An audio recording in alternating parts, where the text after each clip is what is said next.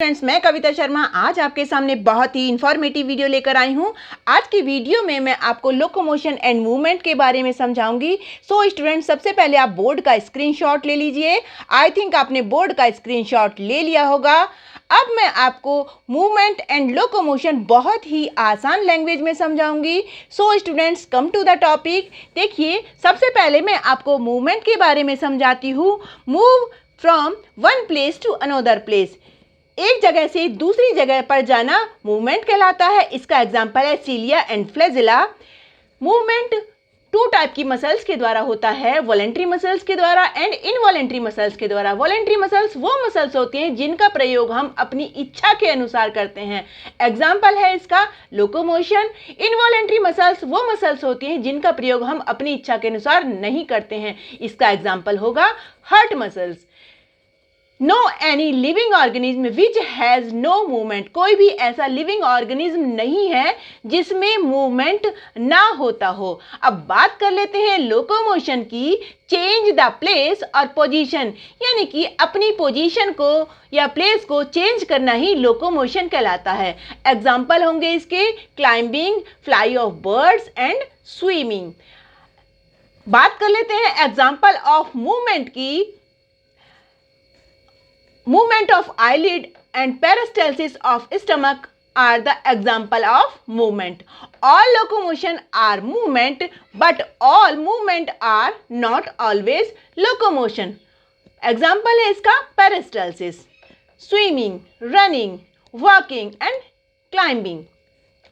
बात कर लेते हैं साइक्लोसिस की। साइक्लोसिस को हम सिंपल टाइप ऑफ मूवमेंट भी कहते हैं।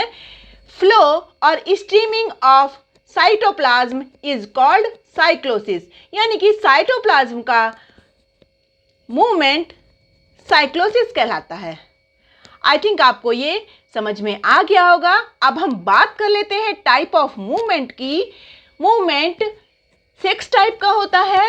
फ्लैजिलरी मूवमेंट, सीलियरी मूवमेंट, गायरिनेशन यानी कि स्पाइरल मूवमेंट, और tentacular movement, muscular movement and amoeboid movement.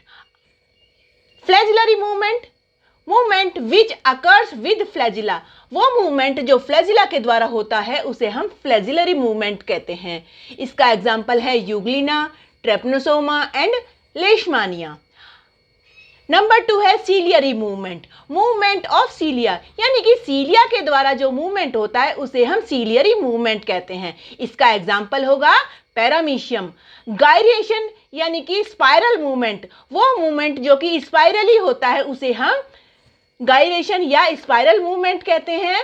इसके एग्जाम्पल होंगे upper respiratory tract, fallopian tube and respiratory tract.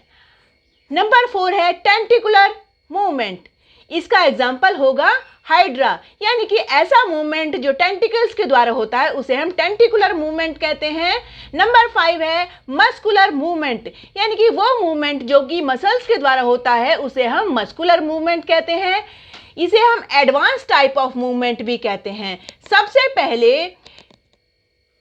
Coelenterata के अंदर निडेरिया में यह स्टार्ट हुआ था, और but well developed in higher vertebrate for locomotion, लेकिन बाद में ये हायर वर्टिब्रेट में लोकोमोशन के लिए यूज होने लगा।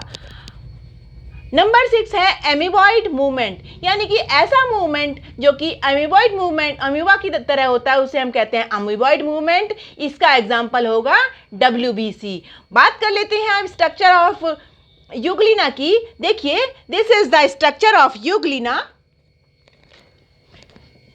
This is locomotory flagella, this is short flagella, this is contractile vacuole, this is nucleus, this is endoplasm, this is paramycelium bodies, this is blepharoplast, this is paraflagellar body, this is ectoplasm. This is the complete structure of Euglena viridis.